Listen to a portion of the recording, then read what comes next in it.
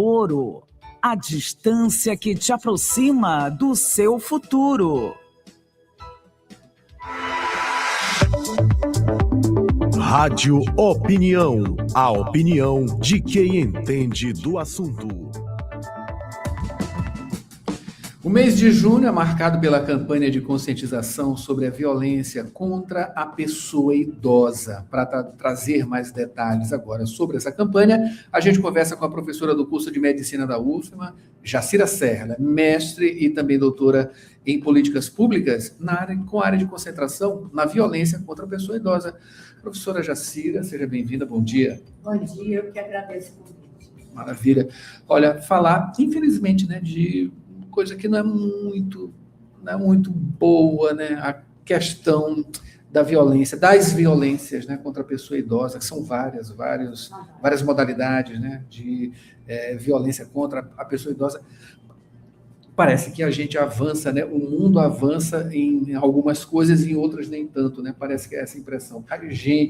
A sociedade, de uma maneira geral, ainda trata muito mal os seus velhinhos, as suas pessoas idosas.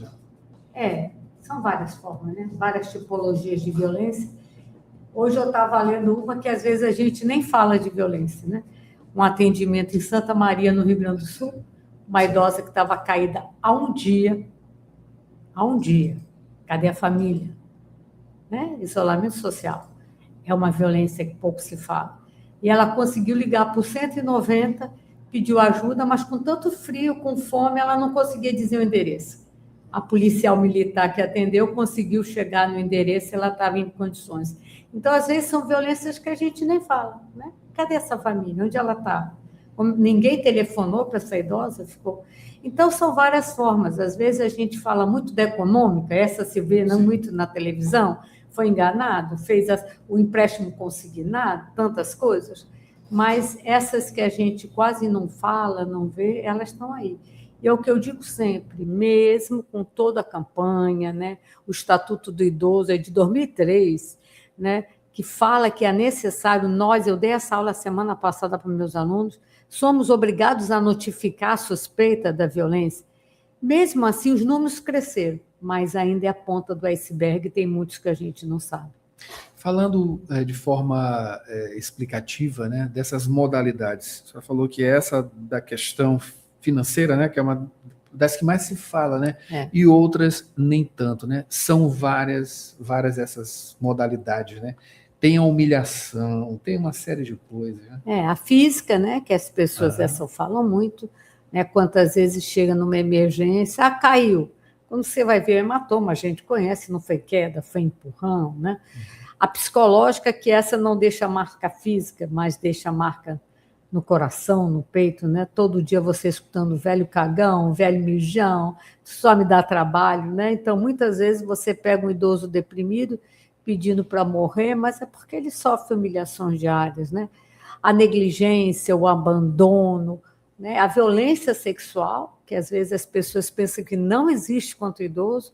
Não sei se você viu no outro dia também uma mensagem, uma idosa acordou 5h30 da manhã, estava varrendo a rua, de repente passou um homem, jogou ela para dentro de casa e a estuprou, Então, essa também as pessoas quase não falam.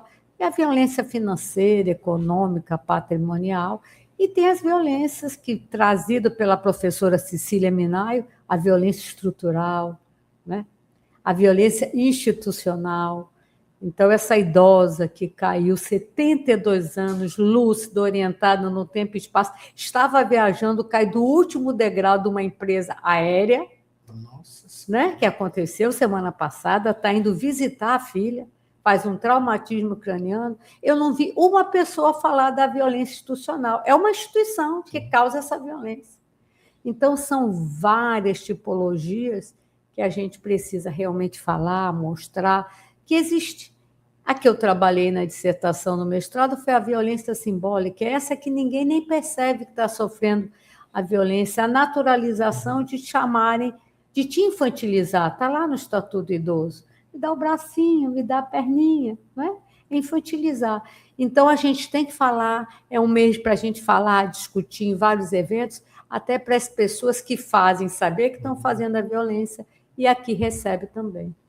Professor, vocês são pesquisadores, né? Claro que existe uma comparação com outros países, né? Pelo menos essa é a impressão, né, que a gente tem, né? Aquela coisa também de complexo de vira-lata, né? Os outros países são bem melhores do que a gente, os países do primeiro mundo, enfim, como é essa comparação? Vocês se espelham em pesquisas em outros países? Como é que fica isso? Infelizmente, o IPEA, né, que é um órgão internacional que estuda a violência contra o idoso, em 2001, numa grande reunião, falou sobre isso, e em 2006 começa essa campanha da violência contra a pessoa idosa. E ela ocorre em qualquer lugar do mundo. E eu acho muito interessante que, às vezes, as pessoas dizem assim, no Japão os idosos vivem melhor. Reportagem de semestre 2 meses atrás. Os idosos estão envelhecendo sozinhos, fazendo pequenos delitos para serem presos, porque, pelo menos na prisão, ele tem uma caminha quente, tem comida, tem com quem conversa. Então, o nosso complexo de vira-lata acha que não acontece nos outros países. Acontece sim, né? Acontece sim. E, às vezes, a gente naturaliza. Isso é da velhice mesmo, e não percebe as violências, as várias nuances de violência. Uma delas, a comunicação, né? Na época da Covid, o que eu recebi de meme com idosos, meme totalmente violentos.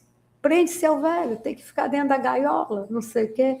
Então, eu todo dia fazia discurso sobre os memes que eu recebia.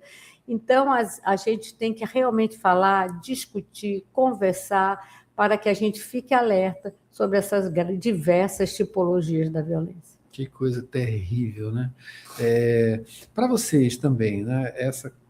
Além da comparação, a gente observa, né, que ali a senhora deu um exemplo aqui de um mecanismo, né, de idosos utilizando aquilo né, para ter acesso por viverem sozinhos, algum tipo de companhia, algum tipo de não é um atendimento, mas é um acolhimento, um tipo de acolhimento. Aqui no país, quais são os mecanismos que idosos né, podem estar utilizando, instrumentalizando para justamente compensar, fazer essas compensações? Graças a Deus, aqui no Maranhão, nós temos uma rede, né, de apoio aos idosos. Ela funciona, claro que a gente sempre quer que funcione mais, mas nós temos o Ministério Público, nós temos o CAPV, que é o Centro de Prevenção à Violência contra a Pessoa Idosa, os CRAs, os CREs, a Delegacia do Idoso, os Conselhos Municipal e Estadual do Idoso. Então, são fluxogramas, nós temos o nosso grupo, sempre tem um idoso perdido não sei por onde, aciona quem. Então, é uma rede que funciona sim, né? A gente tem muito orgulho disso. O CAPV, o nosso Centro de Prevenção à Violência contra o Idoso, foi o primeiro a nível de Brasil. A professora Isabel Lopsic, os defensores públicos estão sempre dando palestra.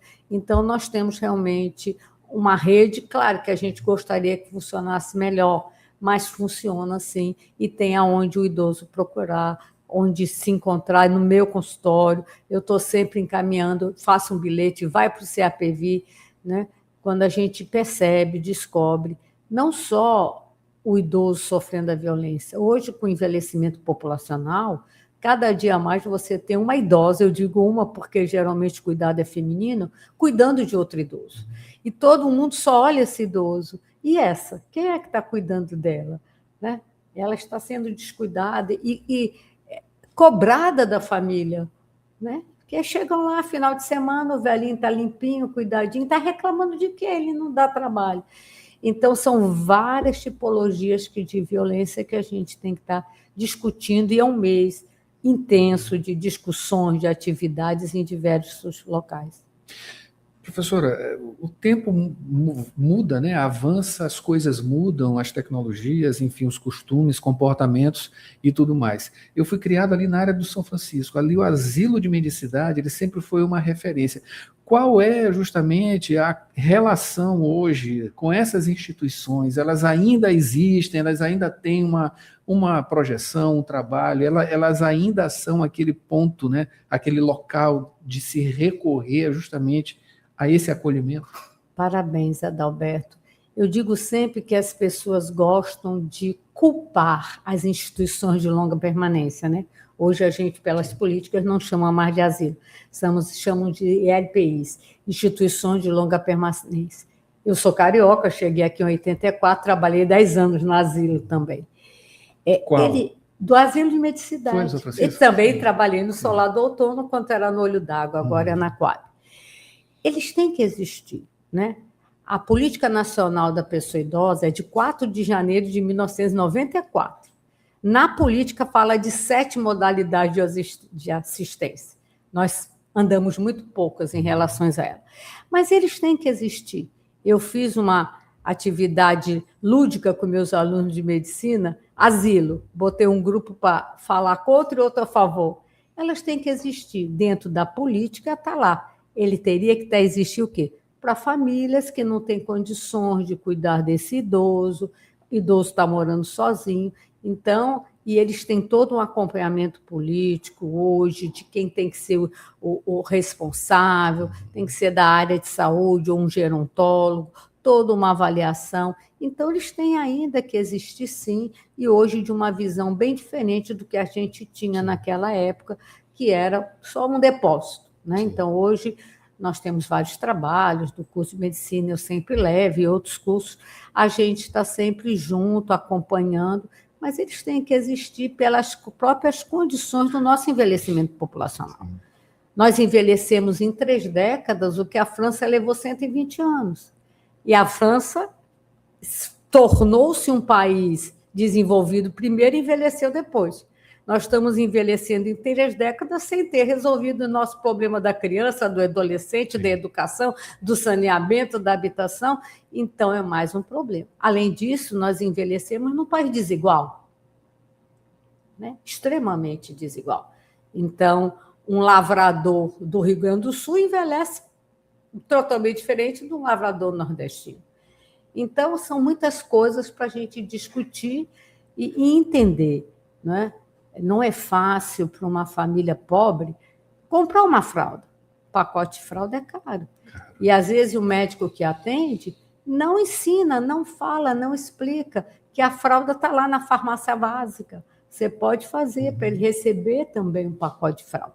Então, é isso. Nós estamos... Claro que a gente fala isso o ano inteiro, mas pelo menos é um mês para que a gente conscientize, informe, mostre que existe, que às vezes as pessoas nem sabem que existem essas diversas modalidades. Professora Jacira, para a gente finalizar, a senhora citou um termo aí que me remeteu à questão da lei antimanicomial, né? Como é que fica justamente essa relação, já que com essas casas, né, manicômios também tinha, acaba depósito, que a senhora falou, depósito de pessoas. Esses locais acabavam sendo depósito de pessoas também idosas. E acabaram, né? Há toda uma tentativa de acabar. Aqui no Maranhão a gente não ouve muito. No Rio tu ouve demais, São Paulo, né? Quantidade de casas clandestinas, né? Que no outro dia teve um incêndio em São Paulo, que nem placa de casa de idoso era, né? E nem a vizinhança sabia. É um local disfarçado. Disfarçado, era uma casa. Quando pegou fogo, que viram que os idosos estavam de noite sozinhos, né? Então, infelizmente, ainda tem muitas casas clandestinas. Aqui a gente vê menos, o nosso defensor público realmente são muito atuantes, qualquer denúncia, importante a pessoa denunciar. E também não colocar seu idoso no local que não tenha registro, né? Vamos investigar, credenciado, a mesma coisa que está acontecendo com a medicina, né? A pessoa ir fazer a cirurgia estética num quarto de hotel, claro, obviamente, tu vê que não é um médico, né? E depois que morre tem toda a confusão. Então, a mesma coisa, você não coloca um filho teu sem investigar a escola, se a escola é boa, você não procura um médico sem se informar que esse médico. Procure também essa casa, se ela é registrada, se ela está registrada no conselho, se ela tem todas as normas para funcionar. Profissionais credenciados e tudo. E isso, claro, com certeza. Professora, muito obrigado pela sua presença, suas informações, tá? E conte com a gente aqui da Rádio Universidade nessa campanha, nesse Junho Violeta, que é a campanha de conscientização sobre a violência contra a pessoa idosa. Acabei de conversar com a professora do curso de Medicina da UFMA, Jacira Serra, que também é mestre, doutora em Políticas Públicas, com área de concentração em violência contra a pessoa idosa. Muito obrigado e um bom dia. Eu que agradeço. Um bom dia a todos. Mara Nogueira, vamos para o break, tem esporte em seguida. O tempo passa rápido e o prazo para o alistamento militar também. Se você completa 18 anos neste ano, não deixe para a última hora. Faça agora seu alistamento militar. Acesse alistamento